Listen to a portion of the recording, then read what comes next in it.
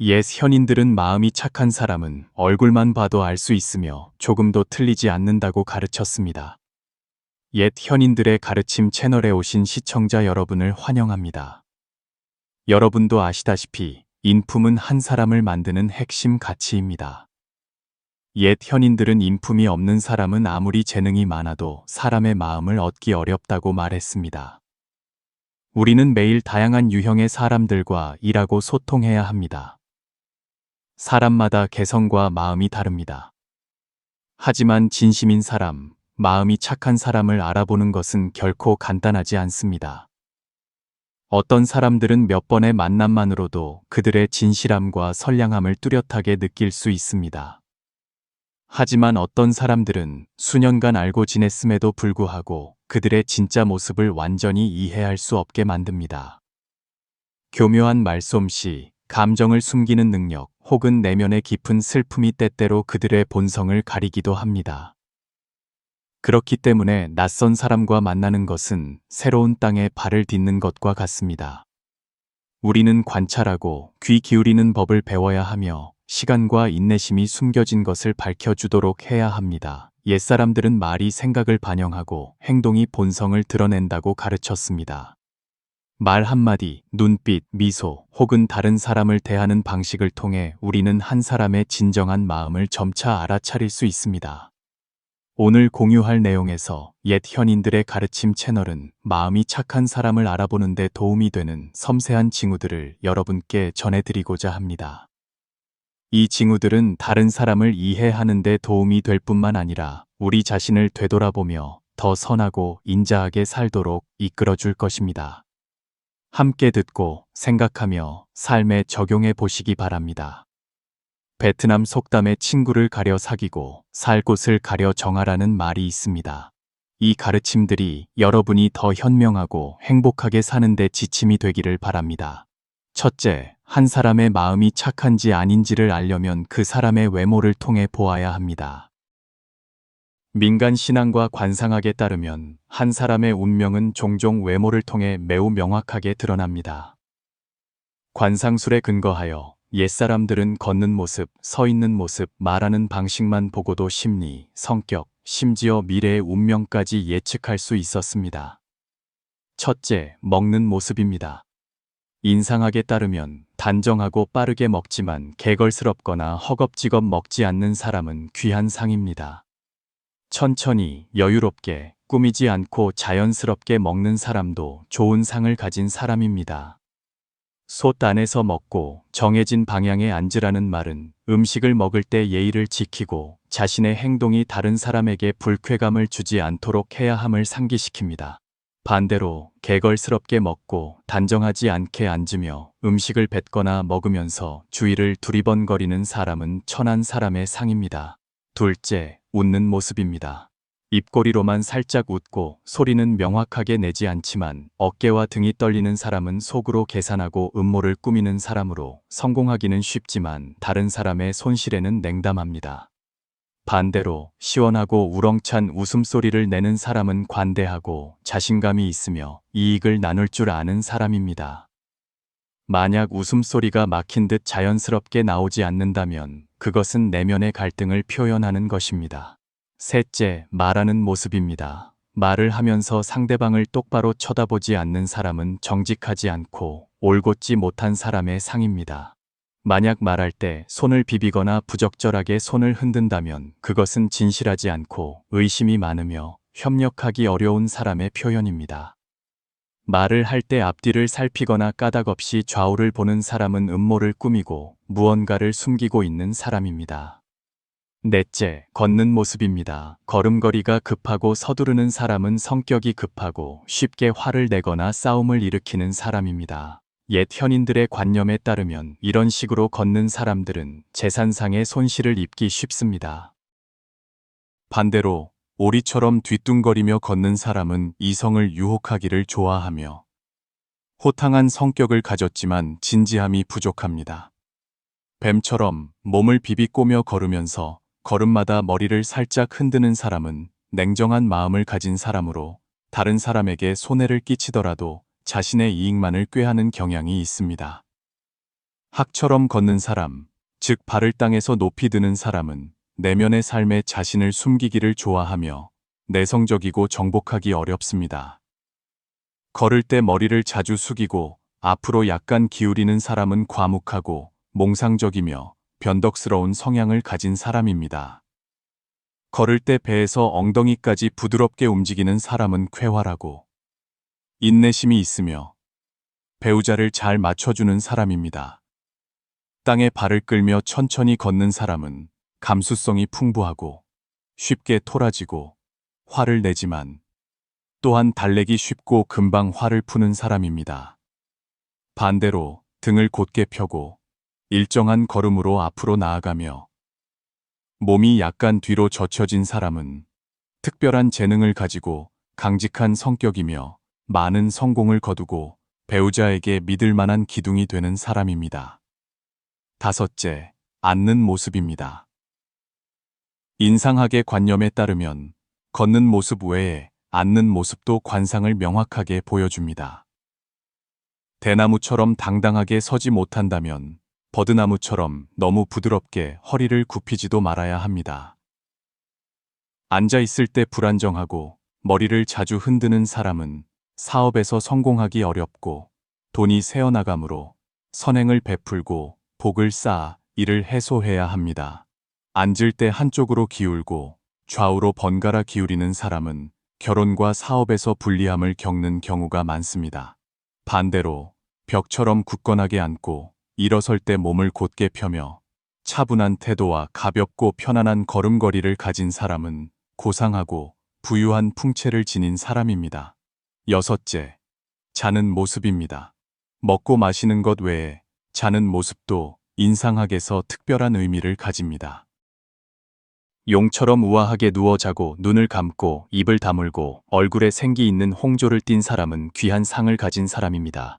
잠을 잘 때 보통 오른쪽으로 기울어 자고 두 다리를 편안하게 뻗고 왼손은 몸을 따라 놓고 오른손으로 얼굴을 가볍게 받치는 사람은 복이 많고 장수하며 총명한 사람입니다. 잠을 자면서도 두 눈을 크게 뜨고 동공이 흰자 위에서 움직이지 않는 사람은 갑작스러운 죽음을 맞이할 상으로 집을 떠나 있을 때 예기치 않은 사고를 당할 수 있습니다. 입을 크게 벌리고 이가 다 드러나며 때때로 이를 가는 사람은 명이 짧은 상으로 여겨집니다. 잠을 잘 때 얼굴을 아래로 향하고 엎드려 자는 사람은 쇠약하고 궁핍하며 중병이나 굶주림으로 사망하기 쉬운 상으로 여겨집니다.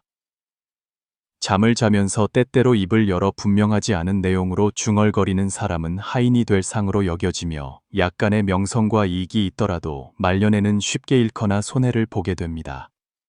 다음으로 우리는 말을 통해 한 사람의 마음이 착한지 아닌지를 알 수 있습니다. 천천히 논리적으로 명확하게 말하는 것은 세상 물정에 밝고 지혜로운 사람의 징표입니다.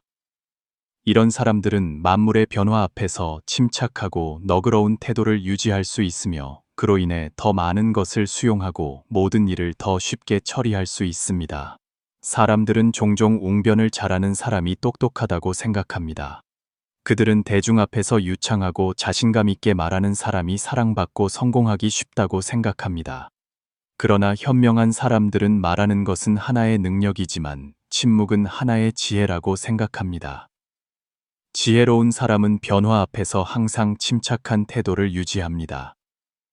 침묵은 때때로 그들이 지적으로 노동하는 시간이며 이를 통해 걸작을 창조하고 깨달음에 이르며 성장합니다.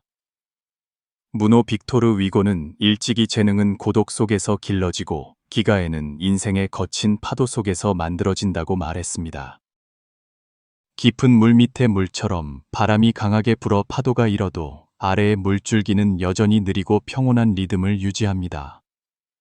사람도 마찬가지로 어려움과 불안에 직면했을 때 평온하고 온화한 마음을 유지해야 합니다. 그래야만 도전을 극복하고 온전한 삶을 살 수 있습니다. 물이 깊으면 물줄기가 느리고 귀한 사람은 말이 신중합니다.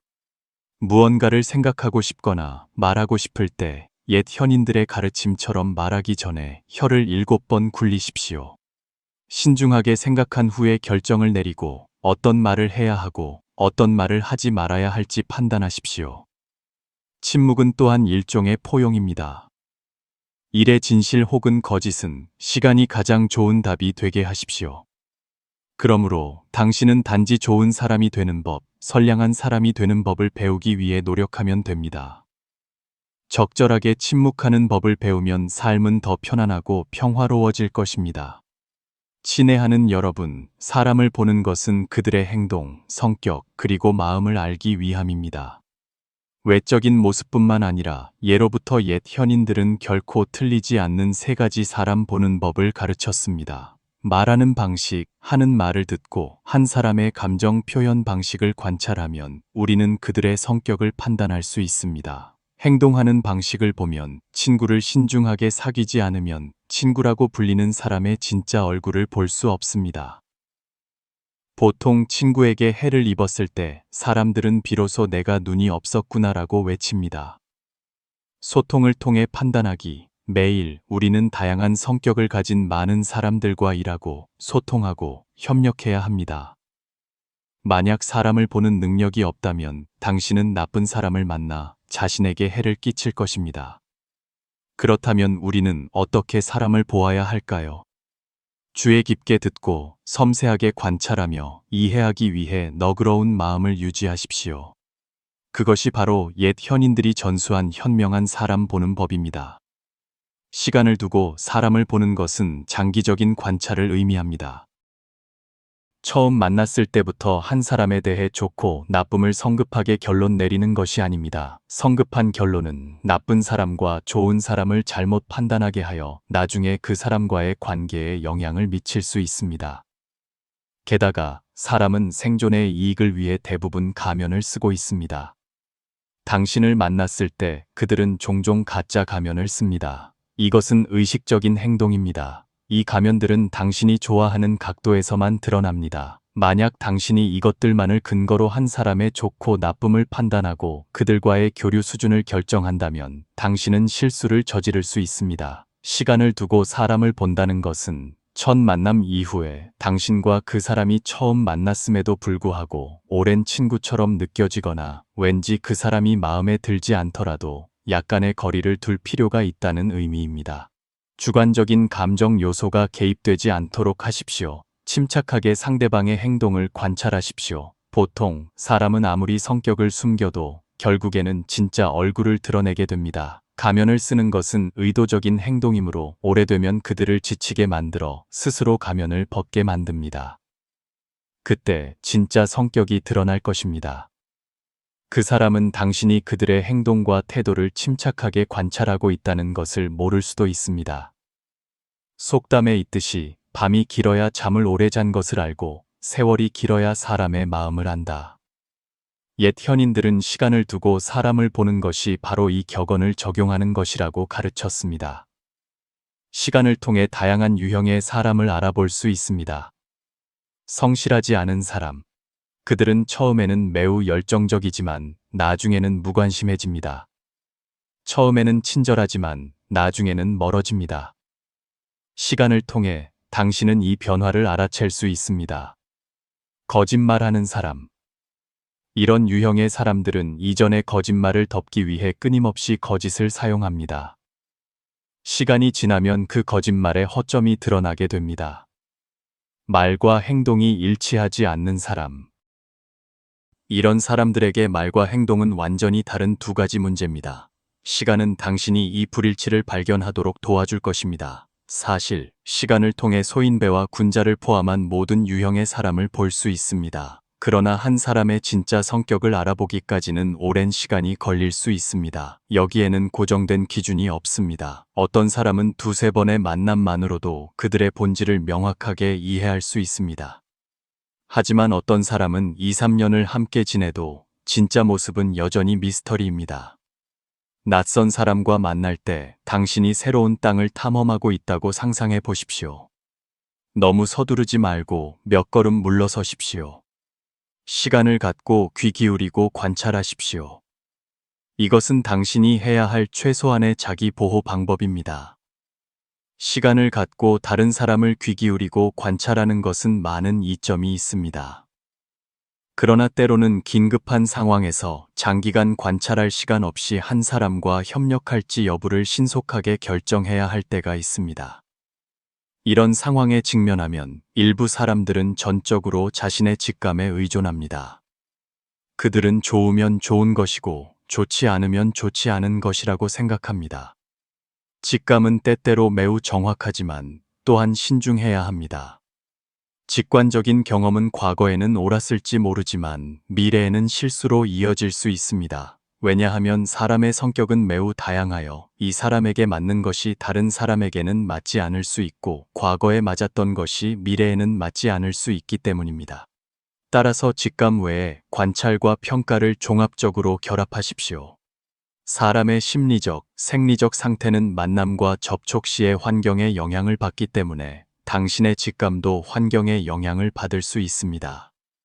이 경우 전적으로 직감에 의존하는 것은 매우 위험합니다. 사람은 항상 다른 사람과 소통해야 하며 본성은 종종 관련 없는 제3자를 통해 쉽게 드러납니다. 당신이 관찰하는 사람은 이 제3자를 모를 수 있지만 제3자는 당신이 관찰하는 사람을 잘 알고 있을 수 있습니다. 그 덕분에 제3자는 당신이 대상의 행동과 태도를 인식하는 데 도움을 줄 것입니다. 사람은 영원히 가면을 쓸 수 없습니다. 무대에 상대가 없을 때 가면은 벗겨질 것입니다. 그때 모든 사람은 그들의 진짜 얼굴을 볼 기회를 갖게 됩니다. 한 사람이 다른 사람과 소통하거나 협력할 때 주변의 모든 사람은 그들에 대해 다른 인상을 갖게 됩니다. 당신은 그들의 행동과 태도에 대한 여러 측면의 의견을 들어야 합니다. 의견에는 차이가 있을 것입니다. 왜냐하면 각자 다른 시각을 가지고 있기 때문입니다. 그들의 진짜 성격에 대한 객관적인 시각을 얻기 위해 들은 것들을 모아 가장 유사한 점들을 찾아내십시오. 10명 중 9명이 나쁘게 말한다면 당신은 조심해야 합니다. 10명 중 9명이 좋게 말한다면 이 사람과의 관계에는 아무런 문제가 없습니다. 그러나 귀 기울일 때 당신은 대상을 신중하게 고려해야 합니다. 그들의 친한 친구에게서 들으면 당신은 좋은 말만 들을 것입니다. 경쟁자에게서 들으면 당신은 많은 좋지 않은 말을 들을 것입니다. 가장 좋은 방법은 그들과의 관계에서 어떠한 권리나 이익도 없는 사람들에게 물어보는 것입니다. 그들은 동료, 동급생 또는 이웃일 수 있습니다. 중요한 것은 한쪽이나 한 개인의 말만 듣지 말고 여러 출처에서 정보를 종합하는 것입니다. 귀 기울이는 데는 기술이 필요합니다. 너무 노골적으로 물으면 상대방은 의심하고 감히 진실을 말하지 않을 수 있습니다. 가장 좋은 방법은 자연스러운 대화 방법을 사용하고 점차 이야기를 이끌어내어 물어보는 것입니다. 이 기술은 연습이 필요합니다. 우리는 흔히 어떤 나물에 어떤 벌레, 소는 소끼리, 말은 말끼리 모인다고 말합니다. 이것은 어떤 사람은 어떤 사람과 어울린다는 의미입니다. 함께 어울리는 사람들의 가치관과 인생관은 종종 유사한 점이 있습니다. 강직하고 솔직한 사람은 음흉한 사람과 어울리기 어렵습니다. 술, 여자, 도박을 좋아하는 사람은 진지하고 반듯한 사람과 친한 친구가 될 수 없습니다. 한 사람의 친구들을 관찰하면 당신은 그들에 대해 객관적으로 알 수 있습니다. 친구를 사귀는 것 외에 당신은 대상의 가족 상황에 대해서도 귀 기울일 수 있습니다. 그들이 부모, 형제 자매, 그리고 이웃에게 어떻게 대하는지 보십시오. 만약 친척에게 잘 대하지 않는다면 그들이 당신에게 잘 대하기는 어렵습니다. 만약 그들이 당신에게 잘 대한다면 그것은 어떤 음모 때문일 수 있습니다. 만약 그들이 이미 아내나 남편, 그리고 자녀가 있다면 당신은 또한 그들이 자신의 작은 가족에게 어떻게 대하는지 고려해야 합니다. 만약 아내와 자녀 또는 남편과 자녀에게 잘 대하지 않는다면 이 사람은 경계해야 합니다. 이유는 그들이 가족에게 친절하지 않다면 외부 관계에서 정직하기는 어렵기 때문입니다. 취미와 공통점을 사용하는 것도 한 사람의 성격을 평가하는 방법입니다. 사람을 인식하고 평가하는 방법은 매우 많지만 모든 사람이 그것을 이해하고 능숙하게 적용하는 것은 아닙니다. 한 사람에 대한 포괄적이고 정확한 시각을 얻기 위해 직감, 실제 관찰, 그리고 여러 측면의 의견을 결합하십시오. 이러한 방법들에 대해 참고할 만한 매우 가치 있는 그리스 우화가 있습니다. 이야기는 한 군주가 집에 몇 마리의 원숭이를 키웠다고 전합니다. 그는 그들에게 춤을 추는 법을 가르치고 아름다운 옷을 입히고 사람 얼굴 모양의 가면을 씌웠습니다. 원숭이들이 춤을 출 때 그들은 마치 진짜 사람이 춤을 추는 것처럼 보였습니다. 어느 날 군주는 신하들이 즐길 수 있도록 원숭이들에게 춤을 추라고 명령했습니다. 원숭이들의 능숙한 연기는 모든 사람으로부터 칭찬의 박수를 받았습니다. 그러나 신하들 중 한 명이 일부러 바나나 한 개를 바닥에 떨어뜨렸습니다. 바나나를 보자 원숭이들은 즉시 가면을 벗고 바나나를 차지하기 위해 달려들었습니다. 결과적으로 원숭이들의 정교한 공연은 모든 사람에게 웃음거리가 되었습니다. 이 이야기는 원숭이의 본성은 변할 수 없다는 것을 분명히 말해줍니다. 춤을 배우고 가면을 썼더라도 원숭이는 여전히 원숭이입니다. 바나나를 보자 그들의 본능이 드러났습니다. 사람과 이 원숭이들을 비교해보면 우리도 비슷한 점을 깨닫게 됩니다. 사람들은 매일 가면을 쓰고 인생이라는 무대에서 역할을 연기하고 공연하고 있는 것이 아닐까요? 소인배는 가면을 써서 다른 사람들이 군자라고 착각하게 만듭니다. 아기는 가면을 써서 당신이 그들을 선량한 사람이라고 생각하게 만듭니다. 호세카는 가면을 써서 당신이 그들을 단정하고 예의 바른 사람이라고 생각하게 만듭니다. 그 가면들은 우리가 많은 상황을 예방하고 예측할 수 없게 만듭니다. 인간관계에서 우리는 누구에게도 해를 끼치고 싶지 않습니다. 그러나 다른 사람을 경계하는 것은 자신을 보호하기 위해 필요한 일입니다. 그러므로 가면을 인식하는 능력도 연마해야 할 중요한 생활 기술입니다. 위의 우화에서 얻는 교훈은 사람을 인식하고 평가하는 방법에 있어서 주목할 만한 경험입니다. 원숭이는 과일을 좋아하는 본성을 바꾸지 못하므로 바나나를 보자마자 사람들을 즐겁게 하기 위해 춤을 추고 있다는 것을 잊어버립니다.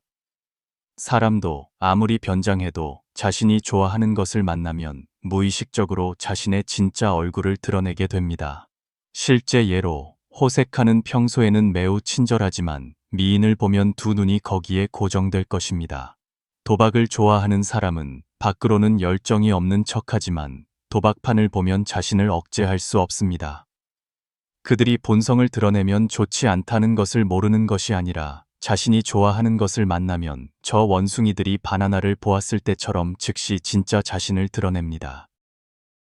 당신은 그 사람이 자신의 취향이나 욕망을 드러낼 상황을 주도적으로 만들 수 있습니다. 예를 들어, 만약 당신이 한 사람의 성격을 알고 싶다면 그들이 진짜 자신을 드러낼 기회를 마련하십시오. 그런 상황에서 그들은 자신이 하고 싶은 일을 편안하게 할 수 있고 심지어 자신이 역할을 연기하고 있다는 것을 잊어버릴 수도 있습니다. 그러한 상황을 통해 당신은 그들의 성격의 다른 측면들을 더 이해할 수 있습니다. 이러한 것들은 당신이 그 사람과 교제할지 여부를 결정하는 근거가 될 것입니다. 일부 사업가들은 이 방법을 사용하여 고객의 심리를 파악했습니다. 만약 당신이 상황을 마련할 능력이 없다면 당신은 그들이 예상치 못한 상황에서 대상을 관찰할 모든 기회를 활용해야 합니다. 예를 들어 그들이 서비스 직원, 거지, 어린아이 또는 낯선 사람 등과 접촉할 때입니다. 그러한 관찰은 조작된 상황보다 더 깊은 의미를 가집니다. 왜냐하면 관찰 대상은 경계하지 않고 진짜 얼굴이 비교적 정확하게 드러날 것이기 때문입니다. 한 사람의 취미와 공통점이 반드시 그들이 군자인지 소인배인지를 인식하게 해주는 것은 아닙니다. 그러나 이것은 당신이 그들의 인품을 볼 수 있게 도와줄 수 있으며 인품은 행동과 태도에 직접적인 영향을 미칩니다. 심지어 인품은 그들의 선과 악 사이의 선택에도 영향을 미칩니다. 그러므로 만약 한 사람의 성격과 마음을 알고 싶다면 우리는 또한 그들의 관상과 행동에 근거하여 더 나은 삶을 살 수 있습니다. 3일 오직 좋은 사람만이 가진 관상의 특징들입니다. 아주 먼 옛날부터 옛 현인들은 한 사람의 관상이 단순히 외적인 움직임이나 형태가 아니라 바로 영혼과 인격의 반영이라고 항상 강조해 왔습니다. 마음의 뜻이 없으면 상이 없고 상은 마음에 따라 생겨난다는 말이 있습니다. 상의 뜻이 없으면 마음의 뜻이 없고 상은 마음에 따라 사라진다는 뜻입니다. 즉, 선량한 영혼은 아름다운 관상을 만들 수 있지만 만약 영혼이 악하다면 완벽한 외모조차도 퇴색할 것이라는 말입니다. 착하고 정직하며 진실하게 사는 사람들은 보통 특별한 관상을 가지고 있어 만나는 사람마다 신뢰감, 평온함, 그리고 선함을 느끼게 합니다. 이러한 관상의 특징들은 저절로 생기는 것이 아니라 도덕적인 삶, 인자한 마음, 그리고 끊임없는 수양의 결과입니다. 오늘 영상에서는 옛 현인들의 깊고 심오한 가르침을 통해 오직 좋은 사람에게만 있는 10가지 특징적인 관상을 함께 알아보겠습니다. 이것은 단지 사람을 보는 법에 대한 교훈일 뿐만 아니라 우리 각자가 내면과 외면 모두에서 더 나은 삶을 향하도록 상기시켜주는 말입니다. 옛 현인들의 가르침과 함께 이 귀중한 철학들을 발견하고 음미해 봅시다. 첫 번째 관상의 특징은 초승달 눈썹입니다. 인상학에서 눈썹과 눈은 한 사람의 기품과 성격을 두드러지게 하는 두 가지 중요한 특징으로 여겨집니다. 옛사람들은 마음에서 상이 생기고 상은 마음에서 나타난다고 말했는데 이는 용모가 내면을 반영하며 눈썹은 얼굴을 완성하는 특징 중 하나라는 뜻입니다.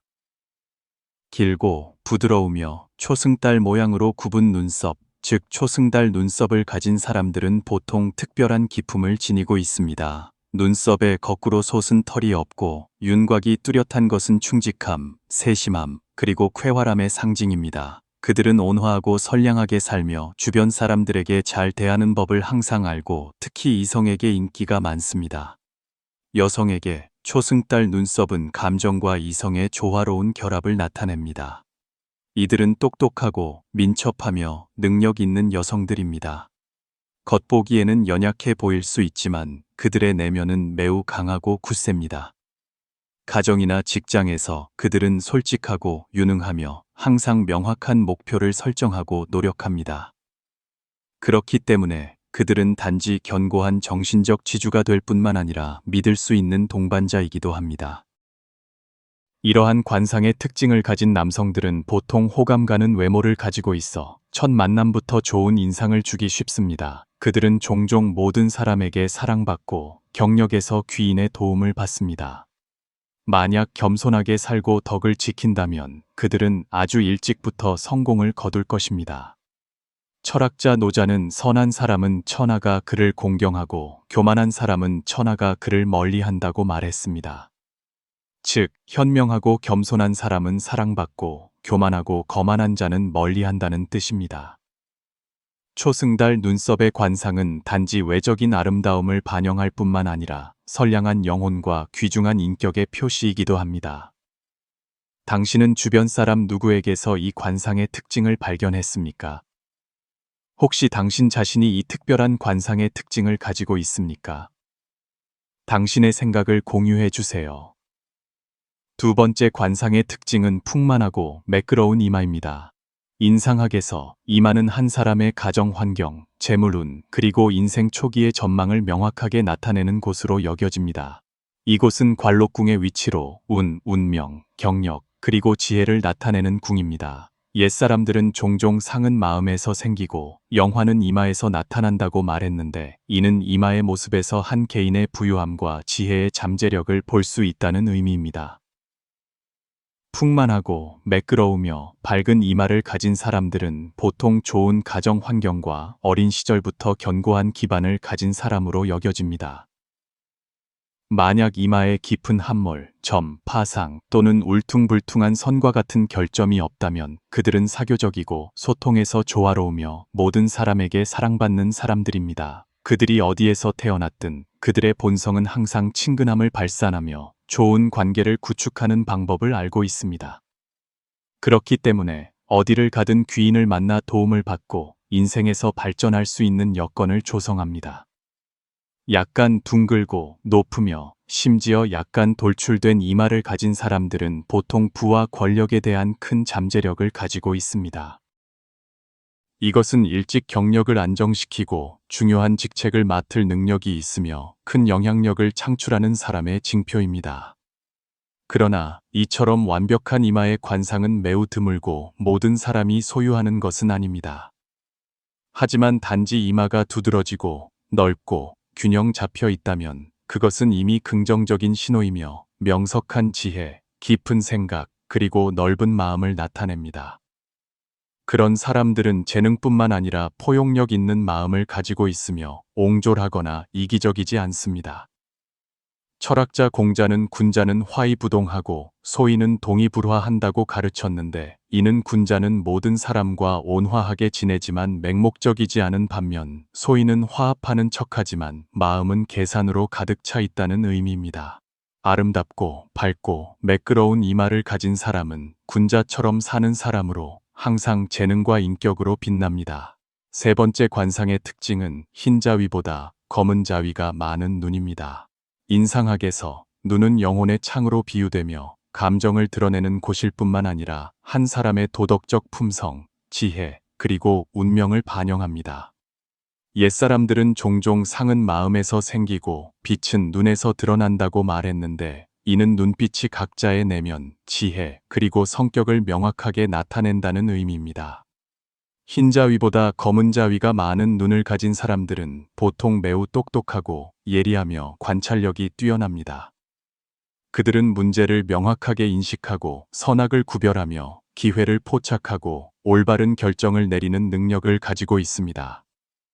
이것은 드문 관상의 특징인데, 왜냐하면 검은 자위가 많으면 눈빛을 더욱 매력적으로 만들 뿐만 아니라 균형과 조화를 나타내며 맑은 영혼과 고귀한 인격을 표현하기 때문입니다. 인상학에 따르면 이러한 눈의 관상을 가진 사람들은 보통 좋은 운명을 가지고 있습니다. 이러한 눈을 가진 남성들은 보통 뛰어난 지혜를 소유하고 부유하며 경력에서 영화와 부귀를 얻습니다. 그들은 결단력 있고 재치 있으며 귀인의 도움을 쉽게 받고 풍족하고 번영하는 삶을 구축합니다. 여성들은 우아하고 청초한 매력을 가지고 있으며 온화하게 살고 모든 사람, 특히 연장자들에게 사랑받습니다. 그렇기 때문에 그들은 가정과 직장 모두에서 쉽게 행복을 얻습니다. 재능뿐만 아니라 검은 자위가 우세한 눈을 가진 사람들은 유머러스하고 포용력 있으며 책임감 있고 인자한 성격으로도 두드러집니다. 그들은 종종 예의 바른 가정이나 좋은 배경에서 태어나 어린 시절부터 복을 가지고 있으며 나중에는 편안하고 만족스러운 노후를 보냅니다. 철학자 맹자는 정직함으로 원한에 보답하고 덕으로 은혜에 보답한다고 말했는데, 이는 악에 직면하여 올고듬을 사용하고 은혜의 덕으로 보답하라는 의미입니다. 검은 자위 비율이 높은 밝은 눈은 지혜를 나타낼 뿐만 아니라 정직하고 선량하며 존경할 만한 영혼의 징표이기도 합니다. 네 번째 관상의 특징은 넓은 인당입니다. 인상학에서 두 눈썹 사이에 위치한 인당은 생명궁이라고 불리며 사람의 생명력, 운명, 그리고 정신을 나타냅니다. 이곳은 복과 인생의 발전을 나타내는 관문으로 여겨집니다. 옛사람들은 마음이 평온하면 얼굴은 반드시 넓다고 말했는데, 이는 내면이 넓으면 얼굴은 평온하고 친근한 모습을 띠며 인당이 바로 그 가장 명확한 증거라는 의미입니다. 넓고 풍만하며 눈썹에 침범되지 않고 두 손가락 너비 정도의 인당을 가진 사람들은 보통 개방적이고 온화하며 낙관적으로 사는 사람들입니다. 그들의 성격은 넓고 사소한 일에 이기려 들지 않으며 사소한 것들을 받아들입니다. 그들은 충성스럽고 믿을 수 있으며 항상 모든 사람이 신임하는 친구이자 동료입니다. 특히 넓은 인당은 너그러운 마음을 나타내며 보답을 바라지 않고 다른 사람을 기꺼이 돕습니다. 이러한 관상의 특징을 가진 사람들은 보통 인생에서 많은 행운을 만납니다. 왜냐하면 바로 그 선량함과 긍정적인 태도가 그들에게 귀중한 관계를 가져다 주었기 때문입니다. 그들은 항상 귀인의 도움을 받아 길을 안내받고 그 덕분에 경력이 순조롭게 발전합니다. 직장에서 성공할 뿐만 아니라 그들은 가정과 사회에 기쁨과 결속을 가져다주는 사람이기도 합니다. 철학자 노자는 큰 지혜는 어리석어 보이고 큰 덕은 부족해 보인다고 말했습니다. 즉, 큰 지혜를 가진 사람은 보통 소박하게 보이고 큰 덕을 가진 사람은 보통 과시하지 않는다는 의미입니다. 넓은 인당을 가진 사람은 복이 많을 뿐만 아니라 고상한 인격을 소유하고 항상 인생에 긍정적인 빛을 가져다 줍니다. 당신은 자신이나 주변의 누군가에게서 이 특별한 특징을 발견했습니까? 주저하지 말고 댓글로 당신의 이야기를 공유해 주세요. 5번째 관상의 특징은 눈가에 있는 까치발 주름입니다. 인상학에서 눈가는 감정, 결혼, 그리고 재물운을 대표하는 영역이며 동시에 한 사람의 도화운을 반영합니다. 눈가에 나타나는 까치발 주름은 단지 나이의 징표일 뿐만 아니라 운명과 성격을 예측하는 데 특별한 의미를 가집니다.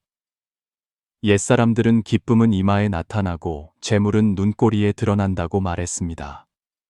눈가에 위로 향하는 까치발 주름이 있는 사람은 보통 인상학에서 매우 높게 평가됩니다. 이것은 인연이 좋은 사람, 특히 이성과의 인연이 좋은 사람의 징표입니다. 이러한 관계는 정신적인 동반을 가져다 줄 뿐만 아니라 경력에도 큰 도움이 됩니다. 이성 귀인이 종종 나타나 그들을 돕고 그 덕분에 그들의 공명과 재물운은 항상 순조롭고 평탄합니다. 눈가에 까치발 주름을 가진 여성들은 보통 강한 개성과 뛰어난 능력을 가지고 있습니다.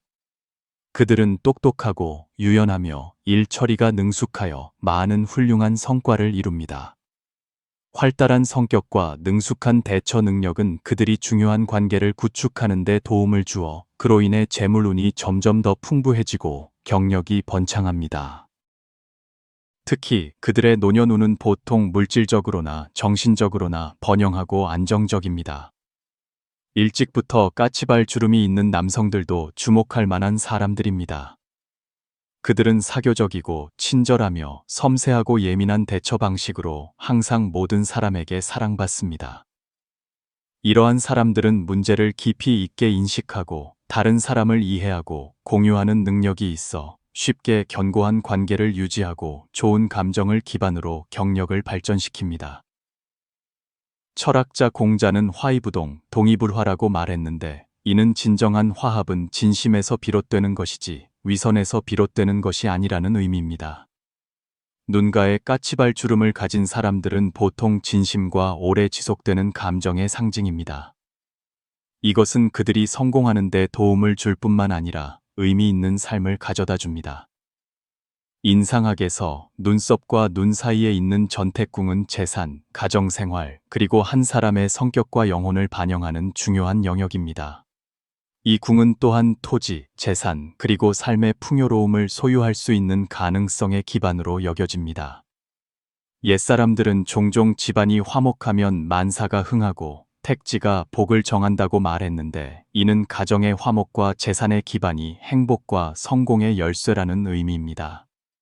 전태궁이 넓은 사람들은 보통 풍만하고 길고 곧은 눈두덩을 가지고 있으며 흉터나 결점이 없습니다. 이것은 순탄한 인생의 징표이며 가족으로부터 재산을 쉽게 상속받거나 스스로 재산을 이룰 수 있습니다. 물질적으로 부유할 뿐만 아니라 그들은 정신적인 삶을 매우 중요하게 여기며 항상 영혼을 고상하게 유지하고 선량한 생활 방식을 유지합니다. 그 덕분에 그들은 주변 사람들로부터 사랑과 존경을 받습니다. 그러나 그들의 약점은 너무 순진하고 개방적이어서 때로는 다른 사람에게 질투를 받거나 오해를 받게 되는 것입니다. 하지만 옛사람들이 가르쳤듯이 사람의 본성은 본래 선하며 마음이 있는 사람은 세상의 비방을 걱정할 필요가 없습니다. 그들의 진실함과 인자함은 항상 진정한 가치를 소중히 여기는 사람들에게 인정받고 지지받습니다. 또한 전태궁이 넓은 사람들은 태생적으로 충성심과 능숙한 소통 능력을 가지고 있습니다. 좋은 사교 기술 덕분에 그들은 쉽게 견고한 사회적 관계를 구축하고 종종 귀인의 도움을 받습니다. 이것은 그들이 경력에서 성공할 뿐만 아니라 재정적으로 빠르게 안정되고 토지와 꿈의 집을 소유하는 데 도움을 줍니다. 철학자 맹자는 도리를 행하는 자는 복을 받고 도리를 버리는 자는 복을 잃는다고 말했습니다. 전태궁이 넓은 사람들은 부유하게 살 뿐만 아니라 도덕적 가치를 굳건히 지키는 법을 알고 있습니다. 이것은 그들에게 오래 지속되는 행복을 가져다 줍니다. 입은 단지 음식을 섭취하는 곳일 뿐만 아니라 한 사람의 사고와 영혼을 반영하는 요소인 말의 문이기도 합니다. 인상학에서 위로 휜 입꼬리는 행운, 선량함, 그리고 특별한 매력의 징표로 여겨집니다. 옛사람들은 입의 덕이 집안을 향기롭게 하고 온화한 말이 복을 낳는다고 말했는데, 이는 친절한 말이 행복한 가정을 만들 뿐만 아니라 인생의 행운을 가져다 준다는 의미입니다. 입꼬리가 위로 향하고 입술이 붉고 이가 하얀 아름다운 입을 가진 사람은 보통 쾌활하고 친근한 풍채를 가지고 있으며 항상 주변 사람들에게 좋은 인상을 줍니다. 그들은 표현력이 뛰어나고 소통하는 법을 알며 종종 미소를 짓는데, 이는 마치 그들이 나타나는 모든 곳에 빛을 퍼뜨리는 것과 같습니다. 이러한 사람들은 외모가 매력적일 뿐만 아니라 인자한 영혼과 정감 있고 진실한 생활 방식으로 사랑받습니다. 이러한 관상의 특징을 가진 여성들은 행운의 여성입이라고 불립니다. 그들은 가정을 돌보는 데 능숙하고 대인 관계를 잘 처리하며 종종 남편을 흥하게 하는 운을 가지고 있어 재능 있고 온화한 남편을 만나 함께 행복한 삶을 구축하기 쉽습니다. 그들은 가족에게 견고한 정신적 지주가 되는 동시에 일에서도 독립적이고 능숙한 여성들입니다. 입꼬리가 위로 휜 남성들은 강하고 성숙한 매력을 가지고 있습니다. 그들은 처신하는 법을 알고 책임감 있게 살며 항상 일과 가정의 균형을 추구합니다. 높은 책임감과 능숙한 대인관계 처리 능력으로 그들은 종종 경력에서 일찍 성공을 거두고 사랑하는 사람들을 돌보기 위해 경제적으로 빠르게 안정됩니다. 철학자 공자는 선한 말이 귀하다고 말했는데, 즉 선량한 말은 고귀한 가치라는 뜻입니다. 입꼬리가 위로 휜 사람은 말로 다른 사람의 마음을 기쁘게 하는 법을 알 뿐만 아니라 삶의 평온함, 행운, 그리고 성공을 가져다 줍니다. 인상학에서 귀는 단지 건강을 반영할 뿐만 아니라 한 사람의 지혜, 재물운, 그리고 젊은 시절의 운세와 밀접한 관련이 있습니다. 옛사람들은 귀가 높으면 총명함의 징표이고 귀가 두꺼우면 복의 표현이라고 말했습니다. 이는 귀가 사람의 운명과 복덕을 알아보는 중요한 부위 중 하나라는 뜻입니다. 귓불이 붉고 흰색의 옅은 분홍색이 섞여 있으며 윤곽이 뚜렷한 사람들은 보통 뛰어난 지혜, 명확한 사고 능력, 그리고 능숙한 소통 능력을 소유합니다. 그들은 똑똑하고 상황을 처리하는 법을 알며 모든 상황에서 평정심을 유지합니다.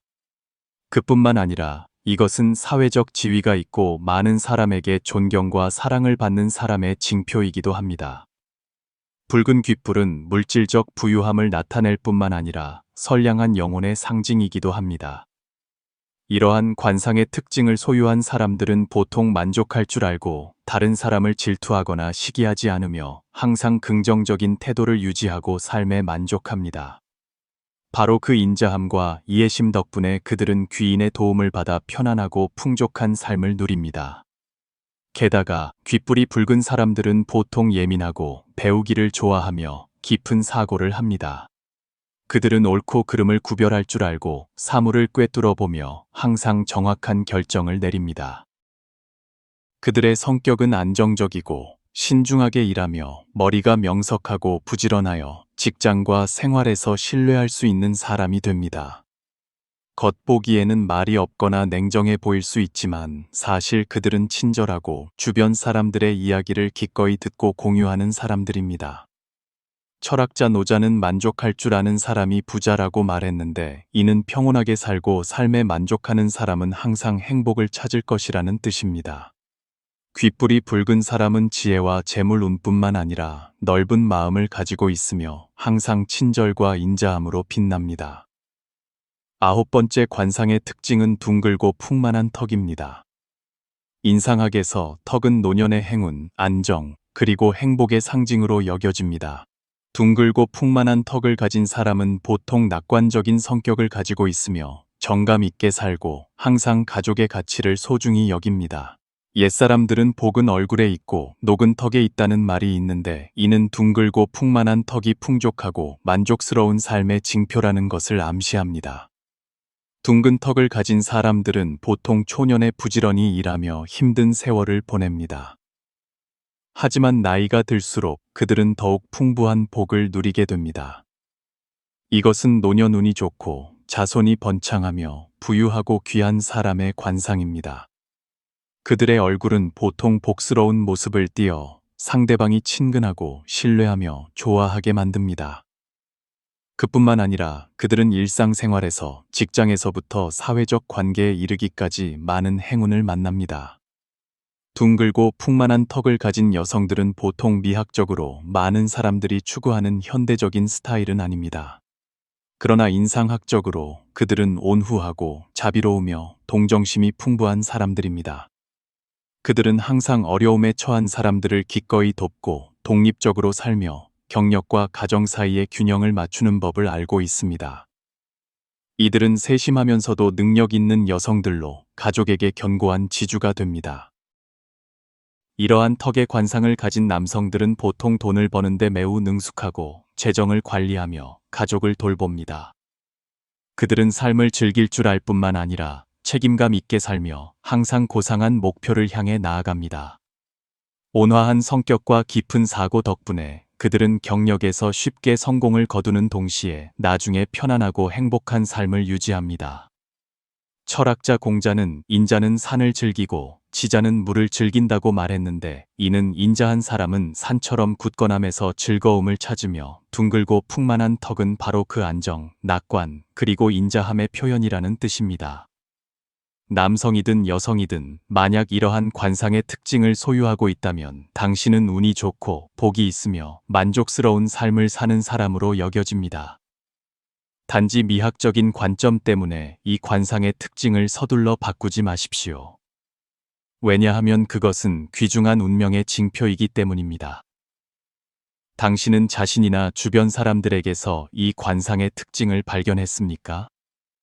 댓글로 당신의 이야기를 공유해 주세요. 10번째 관상의 특징은 둥글고 풍만한 코끝입니다. 인상학에서 코는 단지 재물운의 상징일 뿐만 아니라 관운, 번영, 그리고 한 사람의 성격을 명확하게 반영하는 곳이기도 합니다.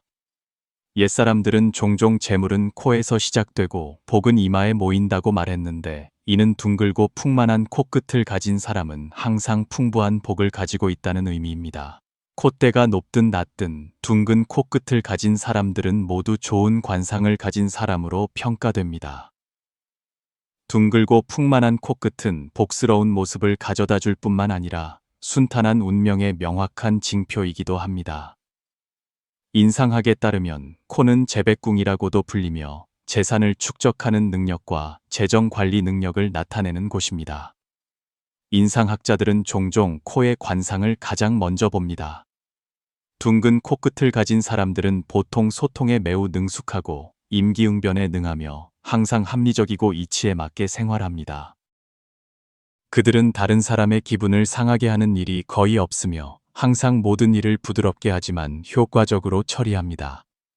온화하고 친근한 성격은 그들이 많은 좋은 관계를 구축하는 데 도움을 주며 종종 인생에서 행운을 만납니다. 특히 이들은 매우 신뢰할 수 있는 사람들로 다른 사람들이 교제할 때 안심하게 만듭니다. 현대 미학적인 측면에서는 많은 사람들이 날렵하고 갸름한 코끝을 선호하지만 인상학은 둥글고 풍만한 코끝이 부와 귀의 징표라고 단언합니다.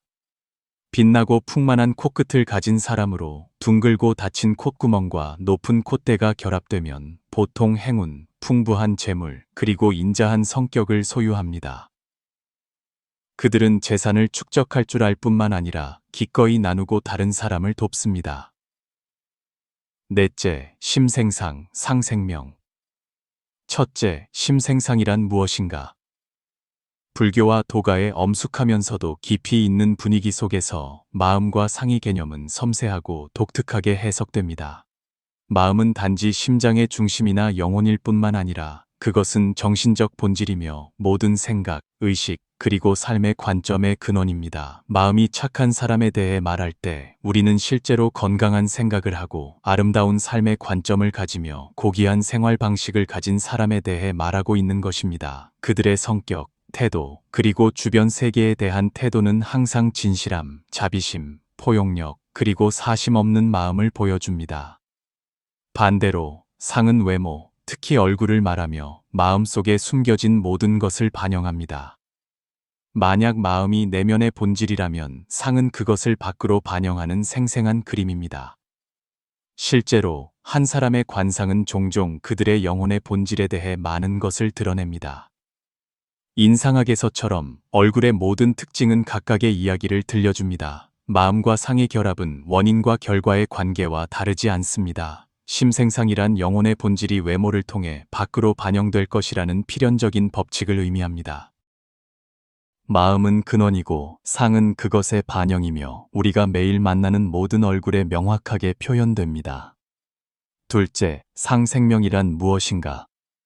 우리가 한 사람의 얼굴을 볼 때 우리는 단지 물리적인 형태만 보는 것이 아닙니다. 각 얼굴 특징에는 시간의 흔적이 영혼의 비밀, 꿈, 그리고 포부를 담고 있습니다. 때로는 외모를 통해 우리는 미래의 운명에 대한 보호의 징표를 받기도 합니다. 심생상은 많은 사람들에게 낯설지 않지만 상은 마음에서 생기거나 상은 마음에 따른다는 더 넓은 맥락을 아는 사람은 거의 없습니다. 우리의 마음과 관상이 불변의 법칙처럼 연결되어 있을 때 관상은 영혼의 변화에 따라 변합니다. 태어났을 때 우리의 얼굴이 반드시 내면의 사람을 정확하게 반영하는 것은 아닙니다.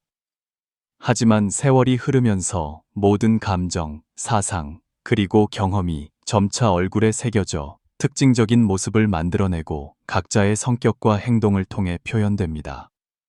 또 다른 흥미로운 점은 좋은 관상과 선한 영혼이 순조로운 운명, 기쁨과 행복으로 가득 찬 삶으로 가는 발판이라는 것입니다. 반면에 어두운 마음은 불리해 보이는 외모를 만들어낼 수 있고 불안정한 운명을 초래할 수 있습니다. 그러나 주목할 만하고 또한 격려적인 메시지인 점은 관상은 고정되어 있지 않고 완전히 변화될 수 있다는 것입니다. 관상은 마음의 변화를 나타내며 그 덕분에 우리는 운명을 바꿀 수 있는 능력이 있습니다. 단지 우리의 마음이 선을 향하기만 하면 됩니다. 심생상, 선량하게 사는 사람은 복스러운 얼굴을 가질 것입니다. 고전작품 사쿠전서에는 사람의 상을 보기 전에 먼저 사람의 소리를 듣고 사람의 소리를 듣기 전에 먼저 사람의 행동을 살피고 사람의 행동을 살피기 전에 먼저 사람의 마음을 관찰하라는 깊은 철학이 기록되어 있습니다. 이것은 단지 사람을 평가하는 것에 대한 조언일 뿐만 아니라 깊은 삶의 철학이기도 합니다. 우선 한 사람을 만났을 때 우리는 그들의 마음의 소리를 듣고 그들의 행동을 관찰하고 마지막으로 그들의 영혼에 잠겨야 합니다. 작품은 우리에게 관상은 단지 겉모습일 뿐이지만 영혼은 한 사람의 진정한 본질이 숨겨진 곳이라는 것을 상기시키고자 합니다. 고전 속담에 마음의 뜻이 없으면 상이 없고 상은 마음에서 생기며 상의 뜻이 없으면 마음의 뜻이 없고 상은 마음에 따라 사라진다는 말이 있습니다. 이 말들은 만약 우리가 외모에 너무 치중하지 않고 맑은 영혼을 가지고 있다면 관상은 자연스럽게 그 선량함을 반영할 것이라는 것을 전달합니다. 반대로 만약 외모의 아름다움에만 치중하고 영혼의 본질을 잊어버린다면 그 아름다움도 시간이 지남에 따라 희미해질 것입니다. 심생상과 상생명에 대한 이야기는 바로 영혼과 외모 사이의 평행한 그림입니다. 선한 영혼은 온화하고 따뜻한 얼굴을 만들어낼 것입니다. 반면에 어두운 마음은 차갑고 거리감 있는 얼굴에 반영될 것입니다. 얼굴은 각자의 좋거나 나쁜 마음을 명확하게 반영하는 그림입니다. 사람의 영혼과 외모 사이의 공간은 우리가 생각하는 것만큼 멀지 않습니다. 많은 연구와 과학적 발견을 통해 우리는 기분과 얼굴 모습 사이의 연관성을 명확하게 보았습니다. 기쁨과 행복으로 가득 찬 영혼은 보통 밝고 빛나며 홍조를 띤 얼굴을 동반합니다. 혈액순환의 증가는 자연스러운 아름다움, 부드럽고 생기 넘치는 피부를 만들어내고 다른 사람들에게 좋은 인상을 주기 쉽습니다. 반대로 불안, 스트레스 또는 고통에 잠긴 사람들은 보통 창백하고 에너지가 부족한 얼굴을 가지고 있습니다. 피부는 탄력을 잃고 건조해지며 색을 잃고 주름이 생깁니다. 이 상태는 대부분 몸의 내분비 시스템 장애로 인해 발생하며 혈류량이 감소하고 피부가 칙칙해집니다. 게다가 슬프고 우울한 기분은 또한 몸의 호르몬 균형 과정에 영향을 미칩니다. 이것은 땀샘과 피지선이 비효율적으로 작동하게 하여 자연 유분 불균형, 모공 확장, 그리고 얼굴이 청초함을 잃고 심지어 사나움을 나타낼 수 있습니다.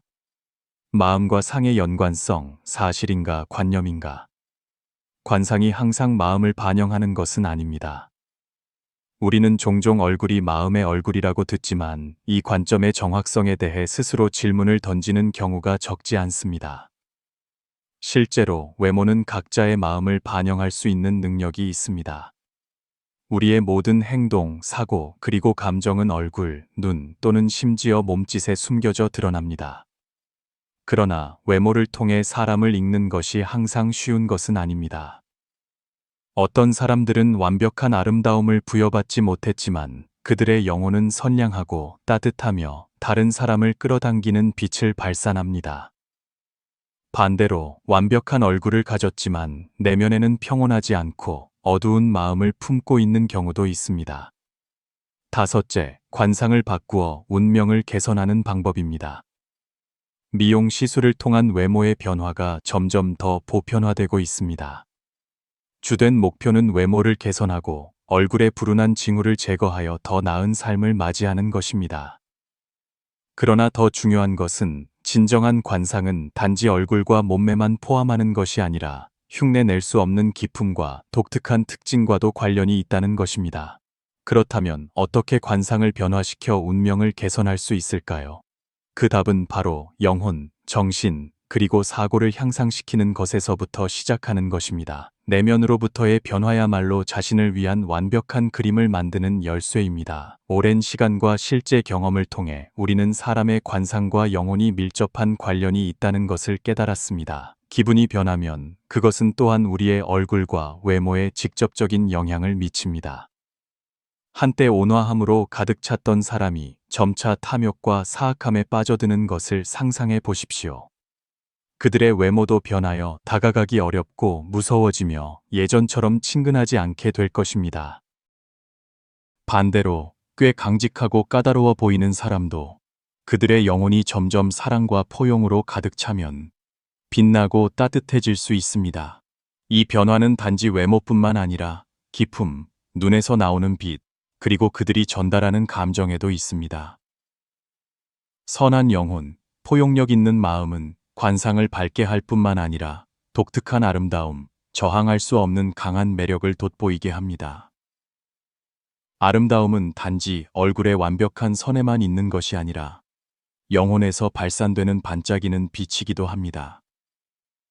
한 사람이 아름다운 영혼을 가지고 있을 때 주변 사람들은 쉽게 매료되고 기꺼이 돕고 곁에 있으며 기억에 남는 순간들을 공유하고 싶어 합니다. 외모를 향상시키기 위해 당신은 영혼부터 변화해야 합니다. 순수하고 선한 영혼은 얼굴의 자연스럽고 매력적인 아름다움을 반영할 것입니다. 아름다움은 단지 외부의 신체에만 있는 것이 아니라 각자의 눈빛과 기품을 통해 내부에서 빛납니다. 당신이 길을 나설 때 영혼에서 발산되는 아름다움은 다른 사람들이 부드러움, 친근함, 그리고 자연스러움을 느끼게 할 것입니다. 하지만 아름다운 그림처럼 당신의 아름다움은 단지 외모에만 있는 것이 아니라 영혼, 감정, 그리고 선량함에서 비롯됩니다. 심생상을 개선하는 구체적인 방법들. 좋은 마음가짐. 인생은 항상 변화와 도전으로 가득 차 있습니다. 그러나 만약 당신이 낙관적인 마음가짐을 유지하고 사랑하고 나눌 줄 안다면 당신의 기분은 항상 즐거울 것이고 이것은 당신의 얼굴에 반영될 것입니다. 감사의 말을 하십시오. 감사의 말은 단지 예의일 뿐만 아니라 감사하는 마음과 순수한 영혼을 나타냅니다. 인생의 좋은 것들을 소중히 여기고 감사하십시오. 이것은 당신을 더 매력적으로 만드는 데 도움이 될 것입니다. 항상 미소를 지으십시오. 미소는 다른 사람의 마음의 문을 열 수 있습니다. 항상 웃는 얼굴은 당신을 더 친근하고 사랑스럽게 만들 것입니다. 불법에 대한 믿음. 선을 향한 마음과 인과응보의 법칙에 대한 믿음은 당신이 평온한 마음을 갖도록 도와줄 것입니다. 명상적인 생활 방식은 당신의 마음을 진정시키는 데 도움이 될 뿐만 아니라 당신을 더 매력적으로 만듭니다. 절제하고 인내할 줄 아십시오. 인내심과 자제력은 당신이 불필요한 갈등을 피하고 편안한 기분과 평온한 얼굴을 갖도록 도와줄 것입니다.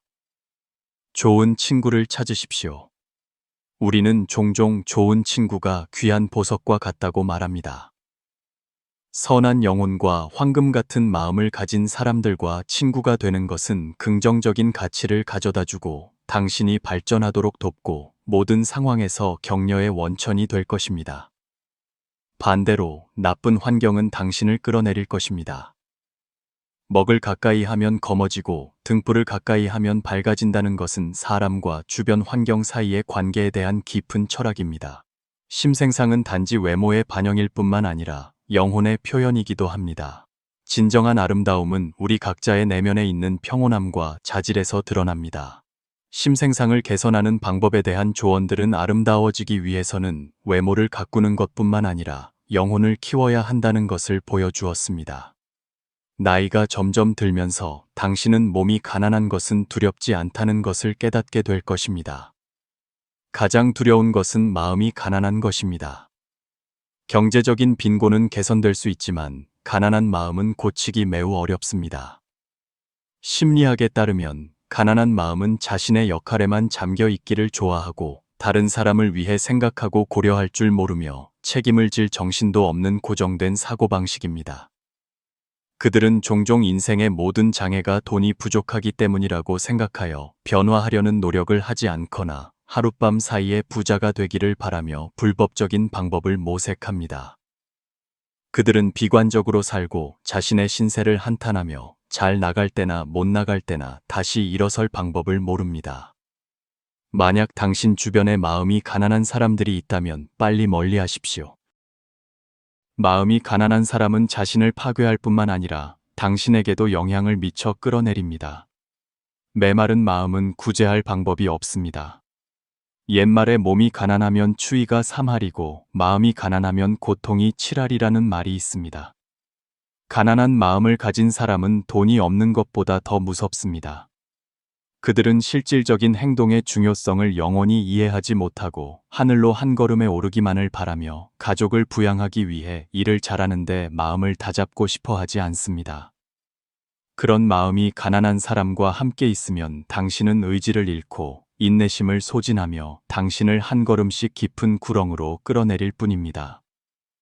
마지막으로 다시 올라가고 싶을 때 당신은 더 이상 힘이 남아있지 않을 것입니다. 마음이 가난한 사람은 항상 하늘을 원망하고 사람을 탓하며 자신을 중심으로 삼습니다. 그들은 마음속에 다른 사람을 위한 자리를 결코 마련하지 않고 오직 자신의 이익만을 생각합니다. 그들이 다른 사람을 방해할 때 그들은 큰 소리로 주저하지 않습니다. 그들이 다른 사람에게 해를 끼칠 때 그들은 그것을 당연하게 여깁니다. 그런 사람과 함께 있으면 당신은 항상 조심스럽게 말 한마디, 행동 하나하나를 살펴야 합니다. 왜냐하면 조금만 부주의해도 당신은 그들의 가련한 자존심을 건드릴 수 있기 때문입니다. 심지어 그들은 관계를 유지하기 위해 당신이 억울함과 원통함을 겪게 만들 것입니다. 왜냐하면 그들에게는 그들이 항상 옳고 항상 합리적이기 때문입니다.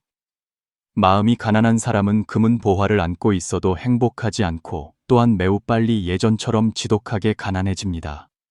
가족에게 해를 끼칠 뿐만 아니라 친구들에게도 해를 끼칩니다. 다음과 같은 이야기가 있습니다. 한 집이 매우 가난했습니다. 그는 항상 이웃집의 행복한 삶에 불만이 있었습니다. 어느 날 그는 한 신선을 만났습니다. 신선은 그에게 말했습니다. 나는 너의 어떤 소원이든 들어줄 수 있다. 하지만 네가 무엇을 원하든 너의 이웃은 2배를 얻게 될 것이다.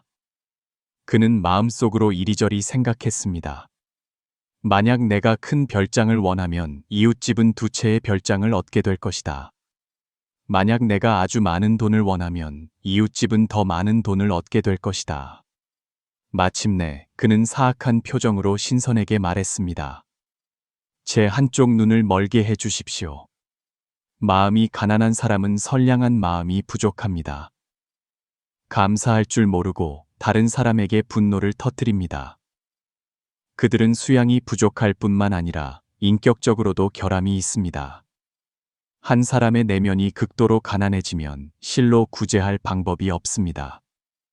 물질적인 부족은 돈으로 보충할 수 있지만 만약 마음이 메마르다면 평생이 황량하고 처량하게 정해져 있습니다.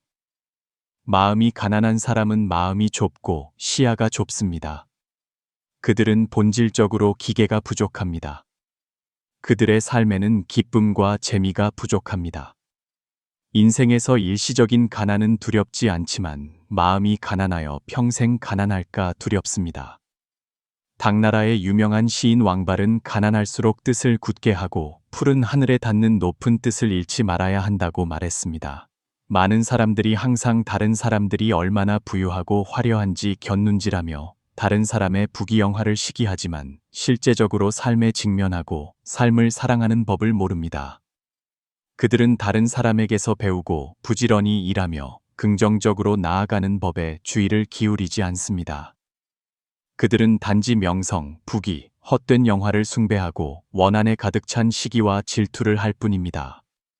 그런 사람은 평생 잘 살 수 없습니다. 반대로 경제적으로 공흥하지만 여전히 마음에 꿈을 품고 있는 사람들도 있습니다.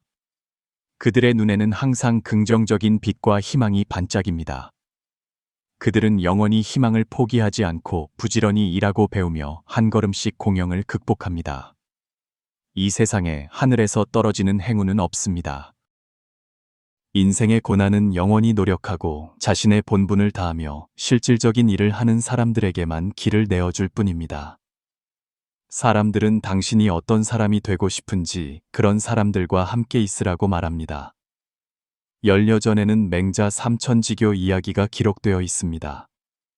맹자의 어머니는 사람의 도덕과 학문이 점차적으로 길러지는 것임을 알고 맹자의 일상생활과 학습의 작은 세부 사항을 매우 중요하게 여겼습니다.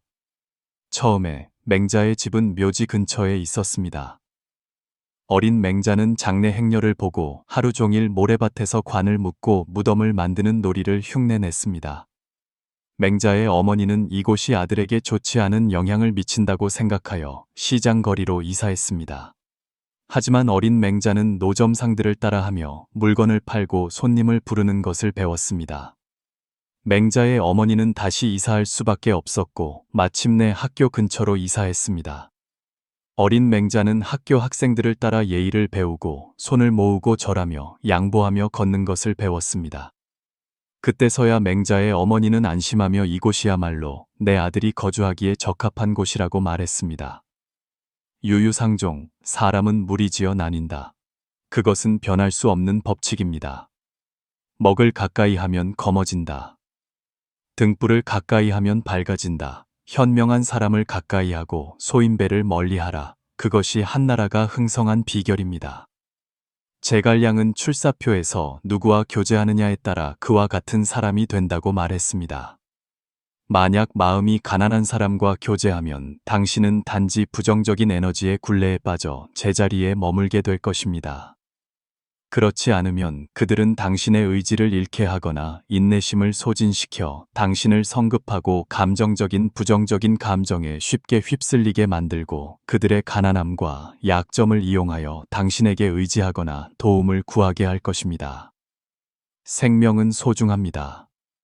인간의 삶은 유한합니다. 그러므로 마음이 가난한 사람들을 빨리 멀리 하십시오. 마음이 가난한 사람들과의 교제를 거부하고 절대로 마음이 가난한 사람이 되지 마십시오. 여러분, 인간의 삶은 정말 쉽지 않습니다. 온갖 쓰고 짜고 단맛, 기쁘고 슬프고 만나고 헤어지는 순간들, 우리는 남은 인생을 잘 살아야 합니다. 자신이 원하는 방식으로 삶을 사십시오. 처음에 우리는 이 세상에 올 수밖에 없어서 왔습니다. 마지막으로 우리는 이 세상을 떠날 수밖에 없어서 떠납니다. 그 사이의 과정은 우리가 원하는 대로 살 수 있습니다. 다른 사람을 기쁘게 하는 것보다 자신을 기쁘게 하십시오. 고단한 삶이라면 시적인 삶을 사십시오. 세상이 야박하다면 정 깊고 의리 있게 사십시오. 그것이야말로 기가에 있게 사는 것입니다. 사는 방식이 다르면 결과도 다릅니다. 만약 당신의 삶이 돈을 중심으로 한다면 당신은 매우 힘들게 살 것입니다. 만약 당신의 삶이 자식을 중심으로 한다면 당신은 매우 피곤하게 살 것입니다. 만약 당신의 삶이 사랑을 중심으로 한다면 당신은 매우 고통스럽게 살 것입니다. 만약 당신의 삶이 비교를 중심으로 한다면 당신은 매우 번거롭게 살 것입니다. 만약 당신의 삶이 관용을 중심으로 한다면 당신은 매우 행복하게 살 것입니다. 만약 당신의 삶이 만족을 중심으로 한다면 당신은 매우 즐겁게 살 것입니다. 만약 당신의 삶이 감사를 중심으로 한다면 당신은 매우 선량하게 살 것입니다. 당신이 병상에 누워 있을 때 당신은 더 이상 아무것도 두렵지 않을 것입니다. 왜냐고요? 그때는 다른 사람들이 당신을 두려워할 뿐이기 때문입니다. 친구, 친척들은 당신이 돈을 빌릴까 두려워합니다. 부모님은 당신이 낫지 않을까 두려워합니다. 배우자는 당신이 그들에게 해를 끼칠까 두려워합니다. 상사는 당신이 업무에 복귀하지 못할까 두려워하며 서둘러 대체자를 찾습니다. 의사는 당신이 병원비를 낼 돈이 충분하지 않을까 두려워합니다. 그때가 되면 성급함과 교만함은 완전히 사라질 것입니다. 그러므로 반드시 자신을 잘 돌봐야 합니다. 무엇이든 자기 자신만 못합니다. 오직 몸만이 내 것입니다. 가장 중요한 것은 마음, 도덕, 그리고 건강입니다. 자신을 돌보는 법, 자신을 사랑하는 법을 배우십시오. 진정한 삶은 그렇습니다. 당신이 피곤할 때 많은 사람들이 당신에게 말할 것입니다. 피곤하면 그만둬. 하지만 누가 당신에게 쓸 돈을 주나요? 당신이 아플 때 많은 사람들이 당신에게 말할 것입니다. 약 먹어. 하지만 누가 당신에게 약 살 돈을 주나요? 당신의 전화기가 고장 났을 때 많은 사람들이 말할 것입니다. 고장 났으면 새 것 사. 하지만 누가 당신에게 살 돈을 주나요? 당신이 어려움에 처했을 때 많은 사람들이 말할 것입니다. 괜찮아. 하지만 실제로 당신을 돕는 사람은 얼마나 될까요? 인생은 모두 자신에게 의지해야 합니다. 노력하지 않으면 아무도 내가 원하는 삶을 줄 수 없습니다. 이 세상에 당신은 바로 당신입니다. 당신이 아프거나 피곤하거나 오직 당신 혼자 감당합니다. 당신을 동정하는 사람이 있을 수 있지만 그들이 바꿀 수 있는 것은 아무것도 없습니다. 결국 뒷수습은 여전히 자신에게 의지해야 합니다. 기대할 수 있는 친구는 있지만 의존하지는 마십시오. 매 시간 매분 자신에게 상기시키십시오. 노력하고 강해지십시오. 비가 오고 길이 미끄러워 내가 넘어지면 스스로 일어나십시오. 누구의 길이든 각자 스스로 가야 합니다. 피곤한지 아닌지 오직 나만 압니다. 누구의 눈물이든 그 사람이 스스로 닦습니다. 다른 누구도 나를 대신할 수 없습니다. 한 사람이 당신을 무시할 때 마음 아파하지 마십시오. 누구나 자신의 삶이 있고 아무도 항상 당신 곁에 있을 수는 없습니다. 가장 부끄러운 것은 다른 사람의 마음속에서 자신을 너무 높게 평가하는 것입니다. 감정은 가장 쉽게 변하는 것입니다. 가려는 사람은 붙잡을 수 없습니다. 자는 사람은 깨울 수 없습니다. 당신을 좋아하지 않는 사람은 감동시킬 수 없습니다. 해는 중천에 뜨면 서쪽으로 기울고 보름달은 이지러지기 시작합니다.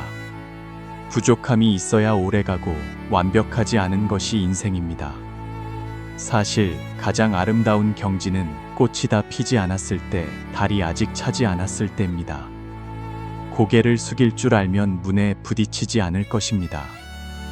양보할 줄 알면 물러서지 않아도 될 것입니다. 부족함을 아는 사람은 만족감을 느낄 것입니다. 복을 아낄 줄 아는 사람만이 행복을 얻을 수 있습니다. 옛 현인들은 가르쳤습니다. 좋은 마음은 말 없는 빛이다. 얼굴만 봐도 알아볼 수 있습니다. 우리가 선량한 마음을 지킬 때 우리의 삶이 의미 있어질 뿐만 아니라 주변의 모든 사람에게 긍정적인 가치를 퍼뜨립니다. 영상이 유익했다면 좋아요를 누르고 공유하며 옛 현인들의 가르침 채널을 구독하여 옛 현인들의 깊은 가르침을 놓치지 마십시오. 당신의 삶의 여정에서 항상 평안하고 행복하기를 바랍니다.